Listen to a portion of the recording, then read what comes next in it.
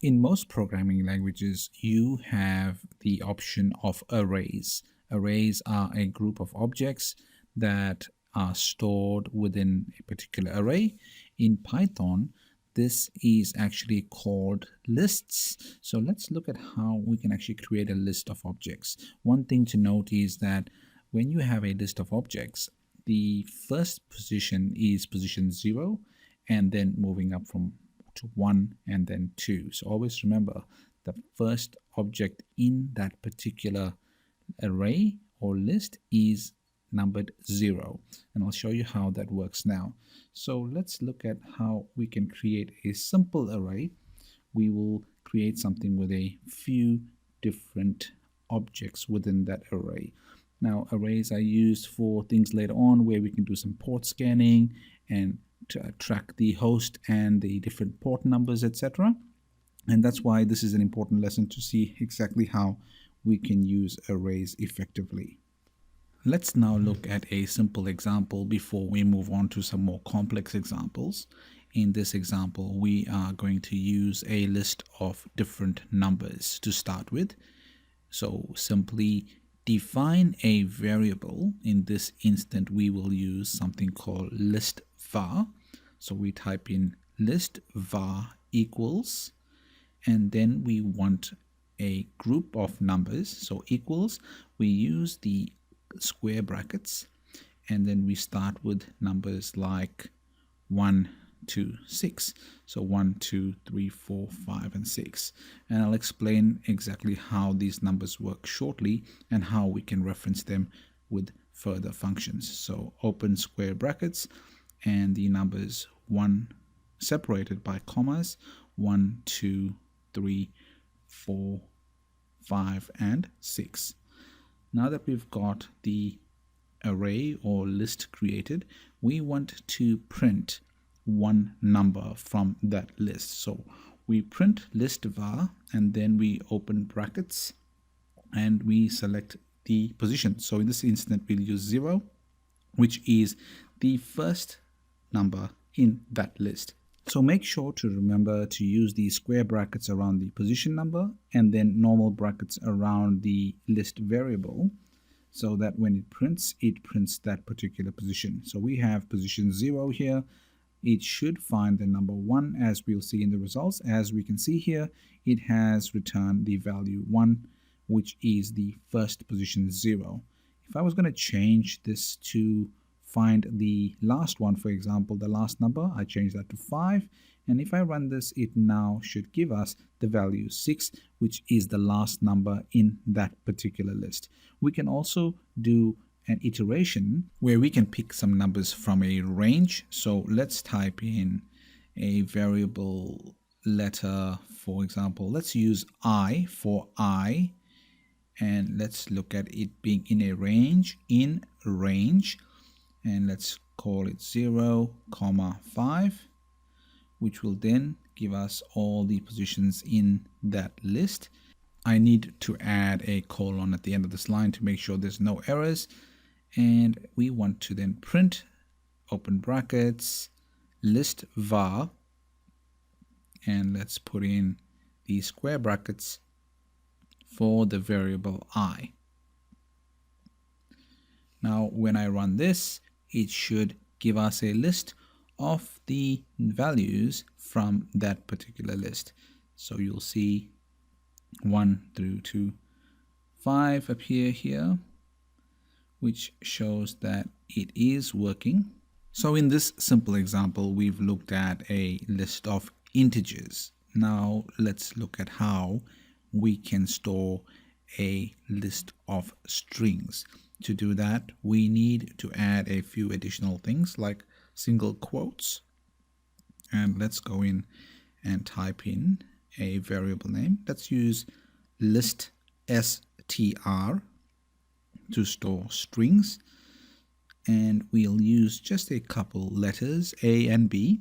So liststr equals, we still use the square brackets, but what we do with the letters in this instance, we want to put the letters in single quotes. So If we want to store A and B, we just type in A in single quotes, comma, B in single quotes, which then gives us the option of having two basically strings in an array. So A in single quotes, comma, B in single quotes. And then to print that, we need to use the command list string, or liststr, in square brackets, select the position number for that particular value that we want. And we do need to hit the print button or type in print before that. Let's run this program now, and it should give us a result of the letter A and also B in this case. Let's do B. As you can see here, it has found the second position for us. There is another more complex example of arrays in Python, and this time we use a dictionary. So to do that, we can type in list dict in this particular example, and we want to store a list of user IDs against a name, for example. In practice, we could use something like this to store the host computer name and the port numbers or the vulnerabilities found, or we could use it to store usernames and then their user ID or usernames against their real names. So what we need to do though is just to understand the way to write the code. You type in list dict equals, you need to use curly brackets in this instance. So you use curly brackets and then close those curly brackets, and within the actual brackets we need to type in the values, and we have to remember we need key values and the key has to be unique. We'll go through this in more detail in a future lesson. I just want to show you how this works for now, so we can actually retrieve some data from a dictionary. So I had made a small error in the actual code, so I just stopped the video and I've restarted it. But as you can see here, I've got list dict, curly brackets open, and then I've got name, test1, UID. So in this instance, I've got name in single quotes, colon, and then the actual value for it. And here I've got UID equals 27, just using a colon between that. Then I've got name 2. I'll put that in single quotes again and give that a value with a colon. And let's call this test2.